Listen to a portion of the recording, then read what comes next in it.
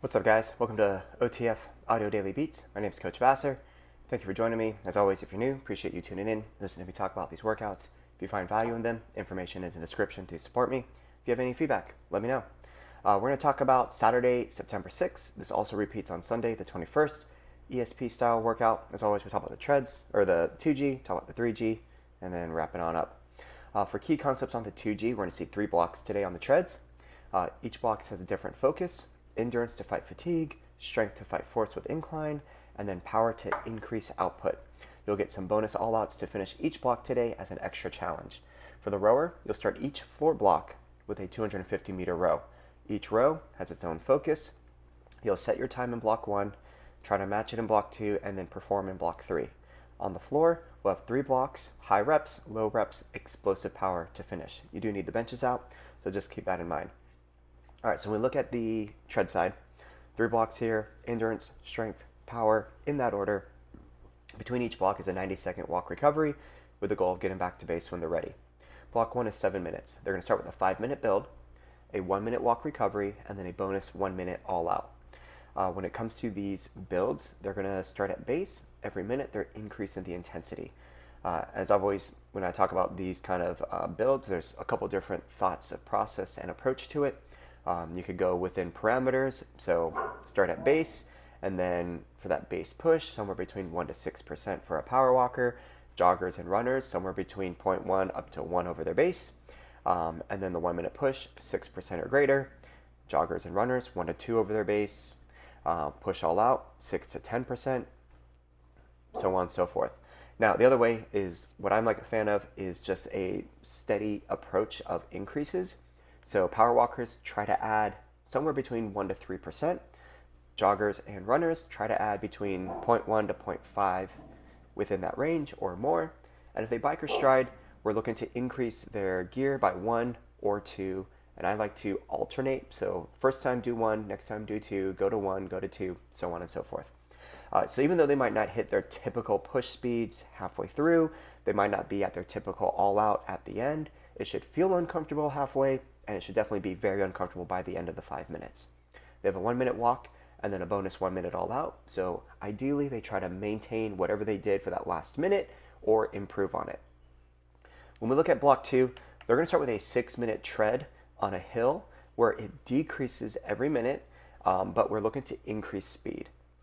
At the end of that 6-minute hill, there is a bonus 30-second all out at whatever incline they happen to be at, a 30-second walk, and then a flat road 30-second all out. Now, the unique thing about this one is members can approach it in a couple of different ways.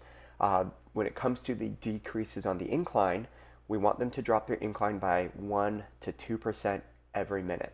So if they're conservative on those decreases, they drop by 1 every time.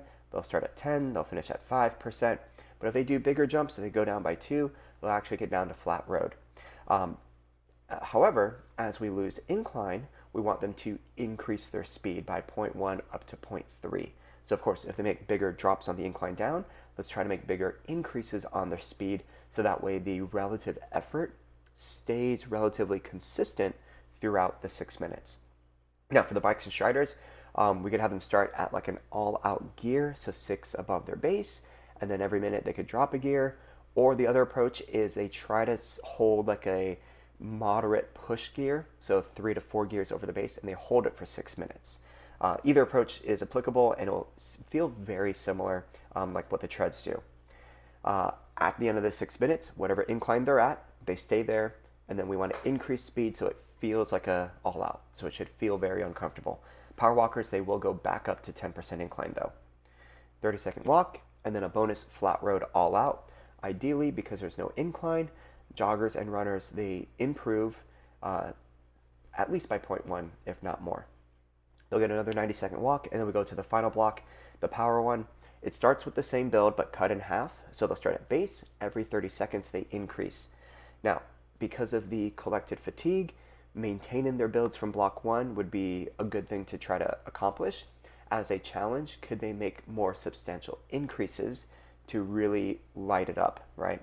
So if they went up by 0.2 every time, could they go by 0.4 or 0.5 on those increases? Just as an example. After the 2.5 minute build, there's a 1 minute walk. and then there's 3 extra all-outs with decrease in walk recoveries. So what we want to see here is by the end of that 2.5 minute build, definitely very uncomfortable, heart rate like high orange, maybe tapping into that red. During that 1 minute walk, plenty of time for that heart rate to come back down.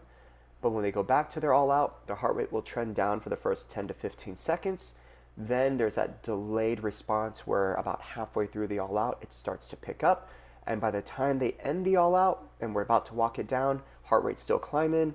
And then during the first 10 to 15 seconds of that walk, heart rate then hits that orange and then starts coming down.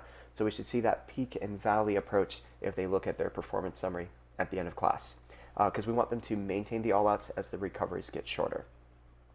Now, when we look at the weight floor side, 3 blocks here. Each block starts with a push row that they will do just 1 time. After that, they'll do a circuit until time is called.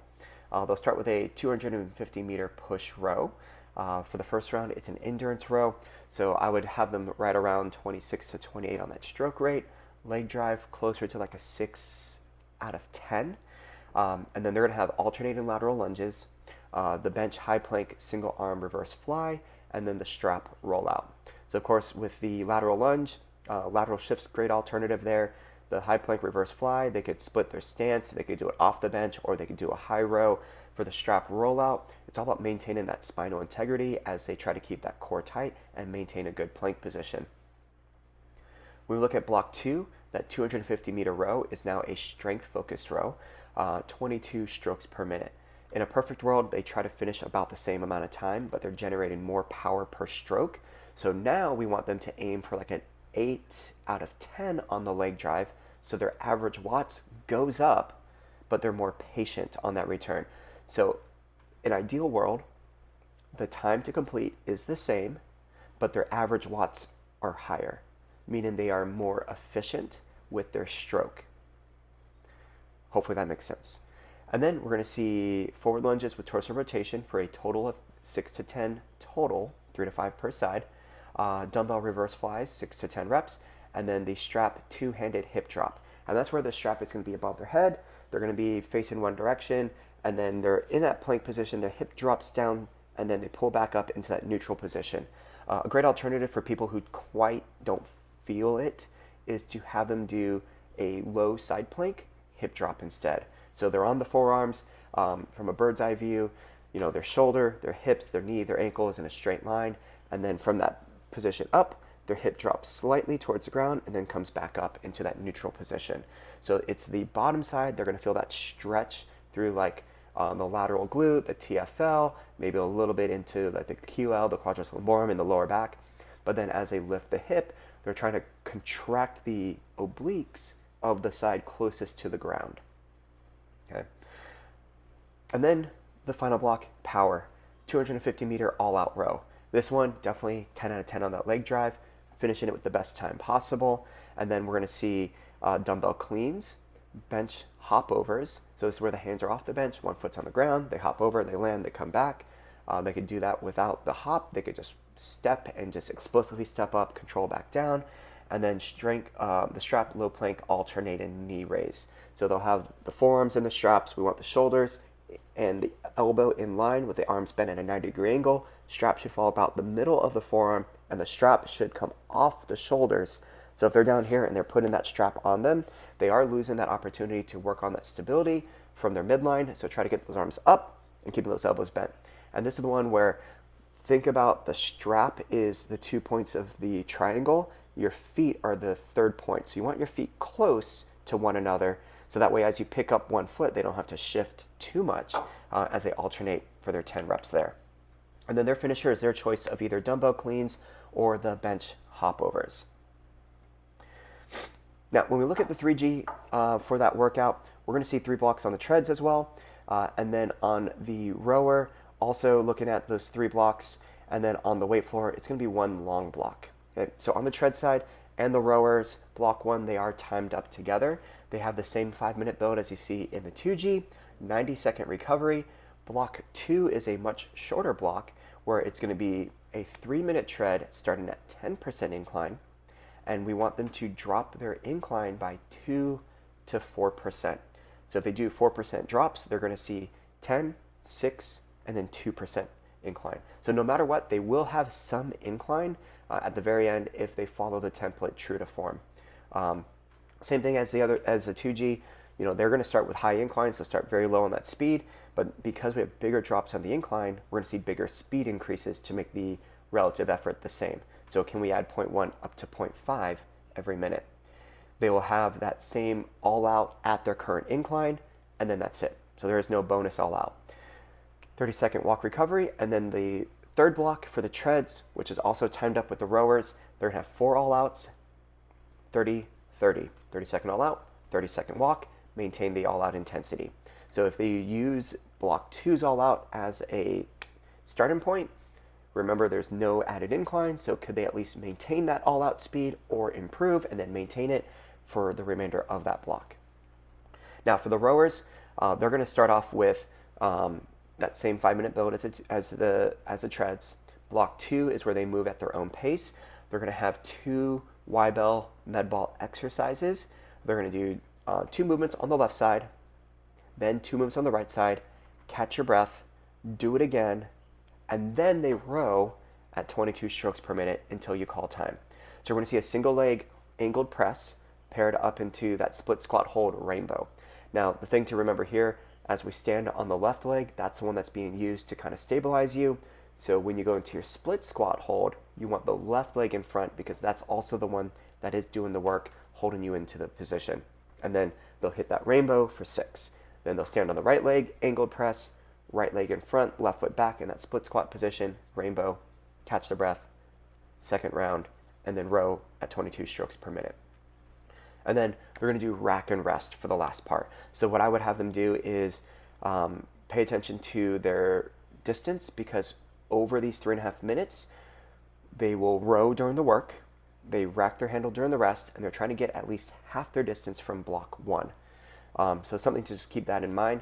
Have the rowers use that 5-minute stored program, start at base, work their way up in block 1, check their distance, probably somewhere between 800 to 1,000 plus meters, and then can they get at least half of that in block 3 as they work for 30, rack their handle. So just make sure that last stroke at the end of the all out is very powerful to keep the water spinning as they rack their handle and rest, and then they get right back to it when the treads take off.